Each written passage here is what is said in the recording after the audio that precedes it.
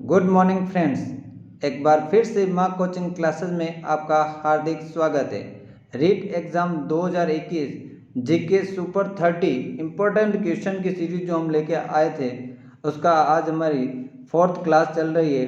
और आज आप हमारे चैनल पर नए हो तो हमारे चैनल को सब्सक्राइब जरूर करना, शेयर करना, कमेंट्स करना और अधिक से अधिक विद्यार्थियों तक पहुंचाना, इससे कि इसका लाभ सभी बच्चे ले सकें। तो आज के अपना जो पहला क्वेश्चन है,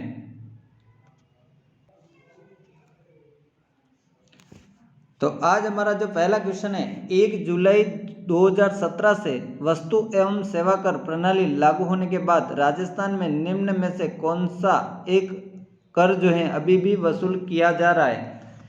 स्टाम्प शुल्क, विक्रय कर, राज्य आबकारी शुल्क और उक्त सभी।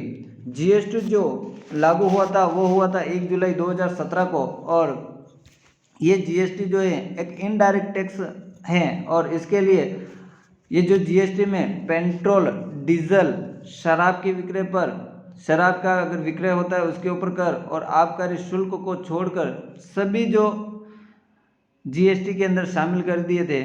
मतलब अभी जो स्टाम्प कर, आयकर और निगम कर, ये जो सारे इनडायरेक्ट टैक्स अभी भी गवर्नमेंट वसूल कर रही है। तो इसका जो सही आंसर है वो है 3 नंबर, उक्त सभी। नेक्स्ट क्वेश्चन आता है, स्वतंत्रता के समय राजस्थान में निम्न में से कौन सी रियासत मौजूद नहीं थी? आपको पूछा गया है कौन सी रियासत मौजूद नहीं थी। पहला सवाई माधोपुर, नागौर व चित्तौड़गढ़, गंगानगर और भीलवाड़ा और उक्त सभी। तो आपका इसका जो सही आंसर है वो है 4 नंबर, उक्त सभी।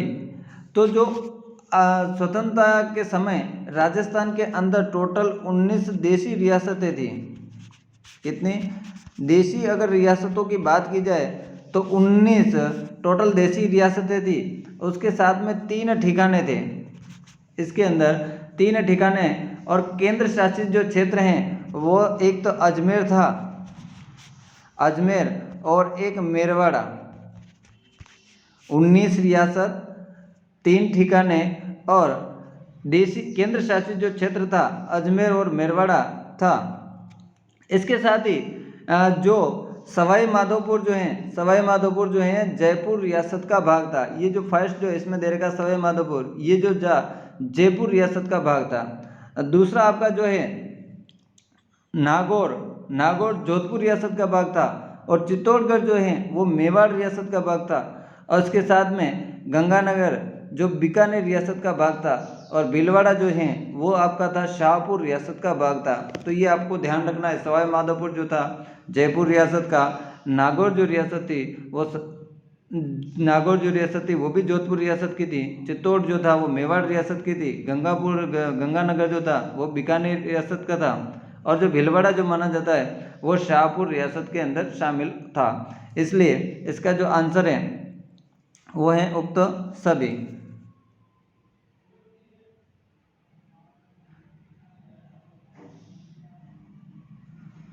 नेक्स्ट क्वेश्चन आता है,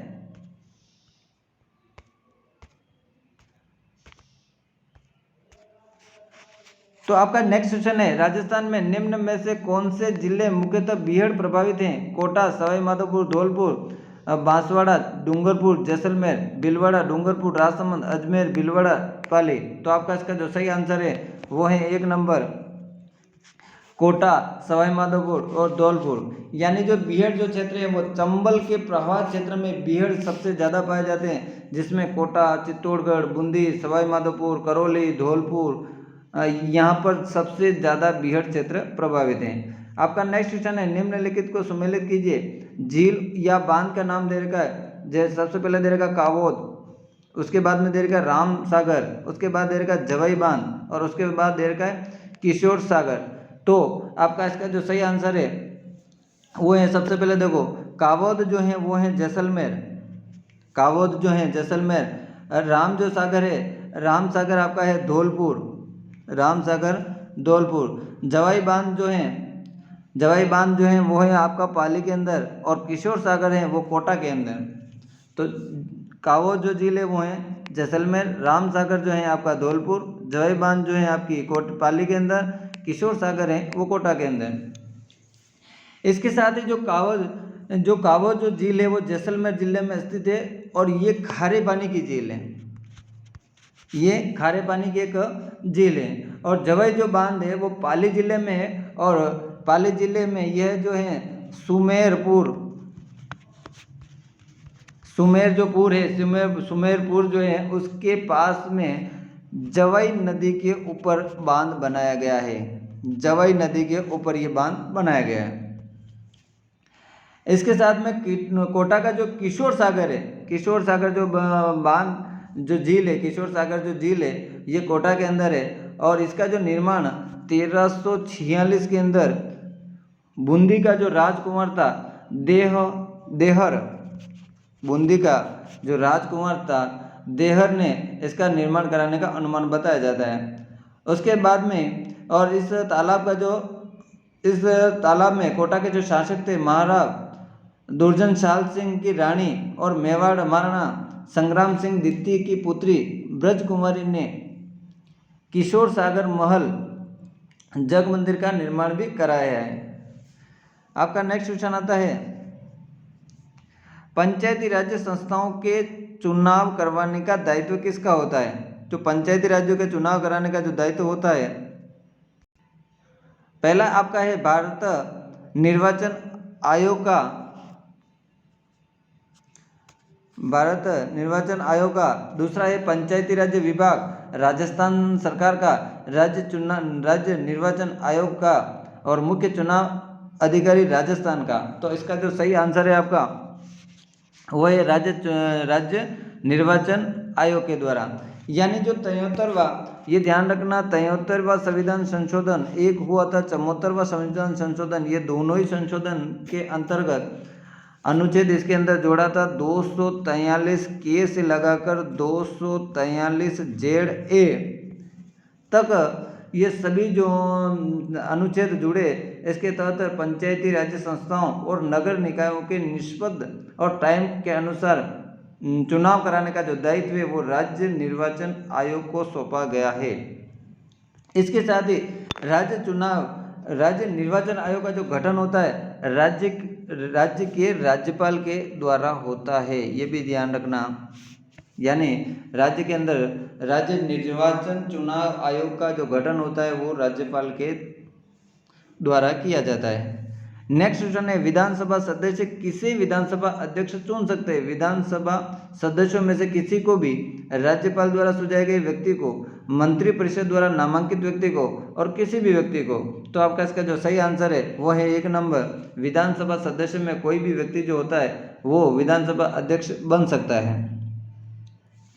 और अभी जो 15वीं विधानसभा जो हुई थी, इस 15वीं विधानसभा यानी वर्तमान के जो अध्यक्ष जो हैं वो हैं सीपी जोशी। नेक्स्ट क्वेश्चन आपका आता है, राजस्थान मानवाधिकार आयोग में अध्यक्ष के अलावा कितने सदस्य होते हैं? 2, 4, 5, 3। तो आपका इसका जो सही आंसर है वो है 1 नंबर, 2 सदस्य होते हैं। और 2 सदस्य कौन कौन होते हैं? वो पहला जो सदस्य होता है जो उच्च न्यायालय का वर्तमान या सेवानिवृत्त न्यायाधीश हो या राजस्थान में जिला जज हो या रह चुका हो। दूसरा आपका आता है सदस्य जो होता है वो जिसे मानवाधिकार के मामलों का पर्याप्त ज्ञान और अनुभव हो। ये दोनों ही सदस्य क्या हो सकते हैं? मानवाधिकार आयोग के अध्यक्ष बन सकते हैं। नेक्स्ट क्वेश्चन आता है आपका, राजस्थान में राज्य निर्वाचन आयुक्त की नियुक्ति कौन करता है? मुख्यमंत्री के द्वारा, मंत्रिपरिषद द्वारा, राष्ट्रपति द्वारा और राज्यपाल के द्वारा। तो आपका इसका जो सही आंसर है 8वें के अंदर वो है मुख्यमंत्री की सलाह के द्वारा राज्यपाल के द्वारा किया जाता है। मतलब मुख्यमंत्री की सलाह के द्वारा राज्यपाल के द्वारा इसकी नियुक्ति की जाती है। तो इसका आपका सही आंसर हो जाएगा वो है 4 नंबर। नेक्स्ट क्वेश्चन आपका आता है, राज्य के शासन सचिवालय में अधोलिखित नीचे दिए गए जो हैं कूट की सहायता से पद सोपानीय क्रम यानी उच्चतर से निम्नतर में करते हुए सही उत्तर का चयन कीजिए। शासन सचिव, उप शासन सचिव, विशिष्ट सचिव, सहायक सचिव। तो 9 का जो आंसर है वो है आपका 9 नंबर का जो आंसर है वो है आपका फर्स्ट, पहला, तीसरा, दूसरा और चौथा, यानी सबसे पहला जो आता है वो आता है शासन सचिव आता है, उसके बाद में आता है आपका विशिष्ट सचिव आता है, विशिष्ट के बाद आता है उप सचिव, उप सचिव के बाद में सहायक सचिव आता है। नेक्स्ट क्वेश्चन आपका आता है लोक नीति के निर्माण एवं क्रियान्वयन प्रक्रिया के प्रथम चरण की तैयारी करते हैं। नीति दस्तावेज, उद्देश्य निर्धारण, क्रियान्वयन का खाका, उक्त में से कोई नहीं। तो 10वीं का जो आंसर सही है वो 1 नंबर नीति दस्तावेज, यानी जो लोक नीति का निर्माण और क्रियान्वयन की संपूर्ण प्रक्रिया जो होती है वो 4 चरणों में पूरी होती है। कितने चरणों में? 4 चरणों में, ये भी आपको ध्यान रखना है। पहला जो चरण होता है उसमें दस्तावेज तैयार किए जाते हैं। दूसरा चरण होता है उसमें प्राथमिकता के आधार पर, लोक नीति की प्राथमिकता के आधार पर क्षेत्रवार और समूहवार उसको विभाजित किया जाता है। तीसरा का जो चरण है उसमें नीति के क्रियान्वयन से प्रभावित क्षेत्रों में आवश्यक आंकड़े और सूचनाओं का संकलन किया जाता है। और अंतिम जो चरण के अंदर नीति के क्रियान्वयन के लिए मापदंड और मानक निर्धारित किए जाते हैं। आपका नेक्स्ट क्वेश्चन आता है 11वां, भूतिया किले के रूप में प्रसिद्ध भानगढ़ किले का निर्माण किसने कराया था? माधव सिंह ने, मान सिंह ने, जय सिंह ने और जगत सिंह ने। तो आपका इसका जो सही आंसर है वो है 1 नंबर, वो है माधव सिंह। 11वें का 1 नंबर माधव सिंह। अब ये माधव सिंह जो था वो जयपुर महाराजा थे मान सिंह, जयपुर के जो महाराजा थे मान सिंह का भाई था, मान सिंह का भाई था। माधव जिसका नाम माधव सिंह भी कहते हैं उसको ने भानगढ़ किले का जो निर्माण 17वीं शताब्दी के आसपास उन्होंने करवाया था। और इस किले को भूतिया बंगला भी या भूतिया किला के नाम से भी प्रसिद्ध है। नेक्स्ट क्वेश्चन आपका आता है कालीबंगा संग्रहालय में राजस्थान के किस जिले में स्थित है? कालीबंगा संग्रहालय राजस्थान के कौन से जिले में स्थित है? बीकानेर, डूंगरपुर, हनुमानगढ़, बाड़मेर। तो आपका इसका जो सही आंसर है वो है 3 नंबर, वो है हनुमानगढ़। ये जो कालीबंगा संग्रहालय है उस संग्रहालय को सैंधवी सभ्यता की तीसरी राजधानी बोलते हैं। ये आपको ध्यान रखना है, सैंधव्य सभ्यता की तीसरी राजधानी, सैंधवी सभ्यता की तीसरी राजधानी जो माना जाता है वो माना जाता है कालीबंगा संग्रहालय को माना जाता है। यानी इस संग्रहालय में सैंधवी कालीन सभ्यता स्थल कालीबंगा के उत्खनन से प्राप्त पुरातात्विक सामग्रियां संग्रहित की गई है। इसी के कारण से इसको सैंधवी सभ्यता का तीसरी राजधानी माना जाता है। नेक्स्ट क्वेश्चन आपका आता है परमार राजाओं द्वारा निर्मित मंदिरों के लिए प्रसिद्ध अरनूथा, जिसको प्राचीन में उत्थुनक नगर राजस्थान के किस जिले में स्थित है? बांसवाड़ा, प्रतापगढ़, उदयपुर, डूंगरपुर। तो 13वें का जो आपका सही आंसर है वो है 1 नंबर, वो है बांसवाड़ा। यानी यहाँ पर अर्थुना को वर्तमान में खंडित मंदिरों का गांव भी कहा जाता है। ये भी ध्यान रखना है, बहुत इंपॉर्टेंट है। खंडित मंदिरों का गांव कौन सा है? वो है अर्थुना। अर्थुना को खंडित मंदिरों का गांव भी बोला जाता है। उसके बाद में दूसरा इसका बहुत इंपॉर्टेंट प्रश्न बनता है। एक तो पहला हो गया आपका खंडित मंदिरों का गांव किसे करते हैं, उसको बोलते हैं अर्थुना। दूसरा है वागड़ का खुजराहो, वागड़ का खुजराहो जो है, वागड़ का खुजराहो वाला जो मंदिर है वो भी है अर्थुना का मंदिर। और यहाँ गमेला तालाब के चारों ओर मंदिर भी स्थापित हैं। तो ये आपको 2 मोस्ट इम्पोर्टेंट बात ध्यान रखना। परमार राजाओं के द्वारा निर्मित मंदिरों के प्रसिद्ध अर्थुना का जो नगर है राजस्थान के, एक तो ये बांसवाड़ा जिले के अंदर स्थित है और उसके बाद में खंडित मंदिरों का गांव भी कहा जाता है इसको, अर्थुना गांव को। और उसके बाद में तीसरा प्रश्न है वागड़ की खुजराहों के नाम से वो भी जाना जाता है, वो कौन सा है? अर्थुना का प्रसिद्ध नगर जो। नेक्स्ट क्वेश्चन आपका आता है राजस्थान में निम्न में से किस स्थान पर चित्रित शैलाश्रयों की खोज की गई है? बानगढ़, दर, विराटनगर और ठिगारिया। तो आपका इसका जो सही आंसर है वो है 2 नंबर दर। दर जो है वो भरतपुर में स्थित है, ये भी आपको ध्यान रखना है। नेक्स्ट क्वेश्चन आपका आता है जैसलमेर दुर्ग किन जैसलमेर दुर्ग है किन शासकों ने बनवाया था? मुगल, चौहान, भाटी और परमार। तो आपका इसका जो सही आंसर है वो है 3 नंबर भाटी। यानी इस दुर्ग का जो नींव रखी थी वो भाटी, जैसलमेर दुर्ग की नींव रखने वाले भाटी रावल जैसल के द्वारा। इस दुर्ग की जो नींव रखने वाले थे वो भाटी रावल जैसल के द्वारा 1155 ईस्वी के अंदर रखी थी। और इसका जो अधिकांश जो निर्माण कराया इसके पुत्र ने करवाया था। और ये भी इम्पोर्टेंट है कि राजस्थान में ढाई जो साके हुए हैं, ढाई साके के लिए प्रसिद्ध कौन सा किला है या कौन से जिले में ढाई साके हुए हैं, या राजस्थान का कौन सा एक किला है जहाँ पर ढाई साके हुए हैं, या दुर्ग जिसको कह सकते हो। तो आपका आंसर जो आएगा वो है जैसलमेर दुर्ग। नेक्स्ट क्वेश्चन आपका आता है मारवाड़ प्रताप ने मेवाड़ भूमि को मुगलों से मुक्त कराने का जो अभियान कहाँ से प्रारंभ किया था? तो आपका इसका जो सही आंसर है, एक तो पहला गोगुंदा, हल्दीघाटी, कोमलगढ़ और दिवेर। तो आपका इसका जो सही आंसर है वो है 4 नंबर दिवेर। दिवेर के किले का जो मुख्तार था सम्राट अकबर का जो था काका सुल्तान था। और प्रताप ने अक्टूबर 1582 में यहाँ पर आक्रमण किया और दिवेर के युद्ध में वहाँ पर स्थित मुगल सेना को हराने के बाद में यहाँ पर उसने अधिकार स्थापित कर लिया था। तो आपका इसका जो सही आंसर होगा दिवेर। नेक्स्ट क्वेश्चन है राजस्थान की किस रियासत के शासकों की मृत्यु के बाद उसके 2 उत्तराधिकारी एक ही साथ गद्दी पर बैठे थे? भरतपुर, किशनगढ़, जैसलमेर, अलवर। तो आपका इसका जो सही आंसर है वो है 4 नंबर अलवर। यानी सन 1815 के अंदर अलवर के जो राजा थे विजय सिंह की मृत्यु के बाद में 2 उनके नाम वाले पुत्र थे। एक तो थे विनय सिंह और दूसरे जो थे उनके पुत्र बलवंत सिंह। एक तो थे विनय सिंह और दूसरे हैं बलवंत सिंह। दोनों ने ये नाबालिग होने के कारण इन दोनों को एक साथ गद्दी पर बिठाया और दोनों को बराबर का शासक बनाया। नेक्स्ट क्वेश्चन आपका आता है वो राजस्थान के लोक देवताओं को उपयुक्त जिलों से सम्मिलित कीजिए। बाबूजी, जम्बोजी, कल्लाजी और संत पीपाजी। तो ये आपको ध्यान रखना है। बाबूजी जो हैं वो हैं गोलमंड फलोदी, वो हैं गोलूमंड फलोदी। और फलोदी जो है आपके पड़ता है जोधपुर के अंदर।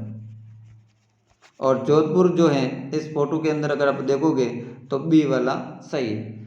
दूसरा आपका दे रखा है जम्बोजी। और जो जम्बोजी हैं मुकाम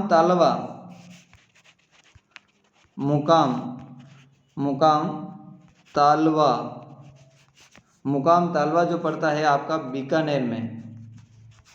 तो जम्बोजी जो है बीकानेर, मुकाम तालवा जो है उसका स्थान जो है बीकानेर के अंदर। तो इसका जो आंसर होगा वो है बीकानेर आपका डी के अंदर। और उसके बाद में कल्लाजी जो पढ़ते हैं सामलिया डूंगरपुर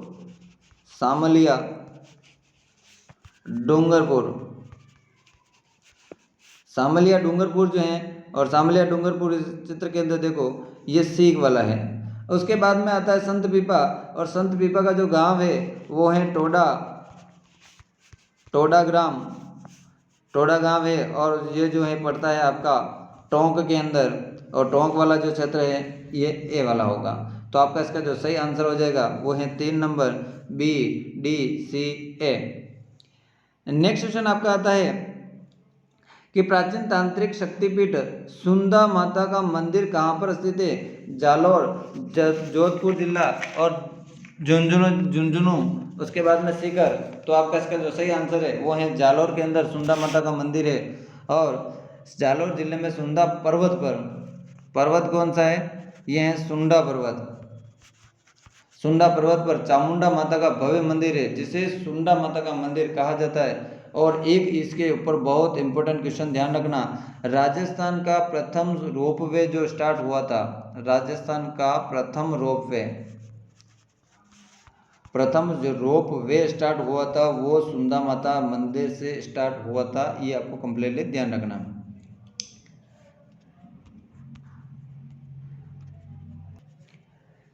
आपका नेक्स्ट क्वेश्चन है, निम्न में से कौन सा युग्म असंगत है?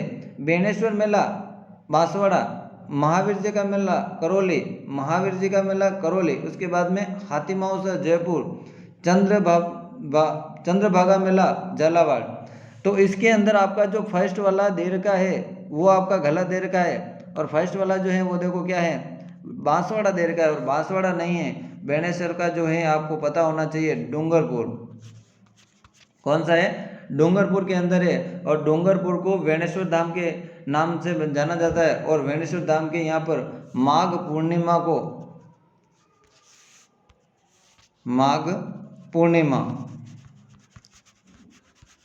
पूर्णिमा को मेला पड़ता है। और एक बहुत इंपॉर्टेंट है, ध्यान रखना, आदिवासियों का जो कुंभ जो माना जाता है, आदिवासियों का कुंभ वो है बेणेश्वर धाम माना जाता है।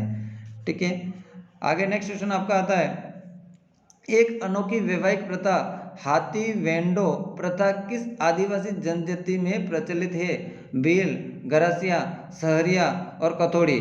तो आपका इसका जो सही आंसर है 21वें का वो है 1 नंबर, वो है भील की जाति के द्वारा अपनाया जाता है। इस प्रथा के अंदर क्या होता है, जो पवित्र वृक्ष पीपल है, साल है, बांस है, सागवान है, इन पेड़ों को साक्षी मानकर दूल्हा और दुल्हन जीवन साथी बन जाते हैं, इस प्रथा का मतलब है।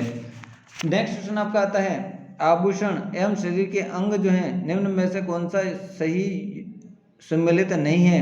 हालरो पहना जाता है गले के अंदर, ये सही है आपका। रखन जो पहनते हैं कमर, और गोखरू जो पहनते हैं कलाई के अंदर, ये भी सही है। नोगरी जो पहनते हैं बाजू के अंदर, ये भी सही है। इसके अंदर तीसरा वाला गलत है। रखन क्या होता है? रखन जो होता है सोने, दांतों में लगाई जाने वाली सोने और चांदी की प्लेट को जो बोलते हैं उसको रखन बोलते हैं। नेक्स्ट क्वेश्चन आपका आता है, कामायचा किस प्रकार का लोकवाद्य यंत्र है?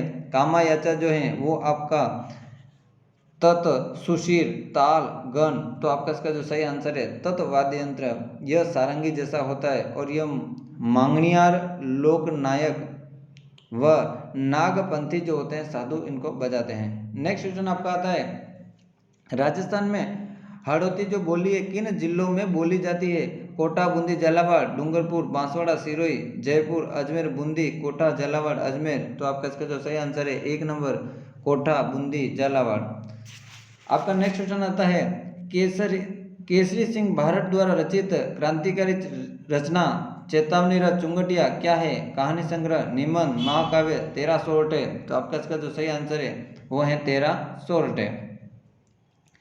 13 सोरठों की जो रचना है श्री भारत ने मेवाड़ महाराणा फतेह सिंह को, महाराणा जो थे मेवाड़ के फतेह सिंह को 1911 के अंदर दिल्ली में दरबार जाने के लिए रोकने के लिए ये उन्होंने गाया था। नेक्स्ट क्वेश्चन आपका आता है, राजस्थान में सर्वाधिक प्राचीन उपलब्ध चित्रित ग्रंथ कहाँ मिलते हैं? अनूप संस्कृत संग्रहालय बीकानेर, पोथीखाना जयपुर, जैसलमेर ग्रंथ भंडार, चित्तौड़गढ़ ग्रंथागार। तो आपका इसका जो सही आंसर है वो है 3 नंबर, 26वें का जो सही आंसर है वो है 3 नंबर, जैसलमेर ग्रंथ भंडार। नेक्स्ट क्वेश्चन आपका आता है, कावड़ क्या है?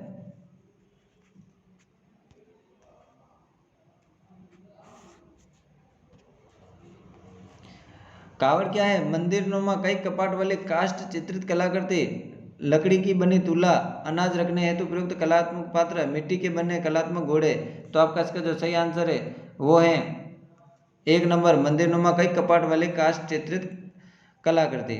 नेक्स्ट क्वेश्चन आपका आता है, भिल्लों को अन्याय और अत्याचार, शोषण व उत्पीड़न से मुक्त कराने हेतु संगठित करने के उद्देश्य से श्री मोतीलाल तेजावत ने उन्हें एकता के सूत्र में आबद्ध किया, और यह आंदोलन कौन सा था? भगत आंदोलन, एकी आंदोलन, मीणा आंदोलन, वन वापसी आंदोलन। तो आपका इसका जो सही आंसर है वो है 2 नंबर, एकी आंदोलन।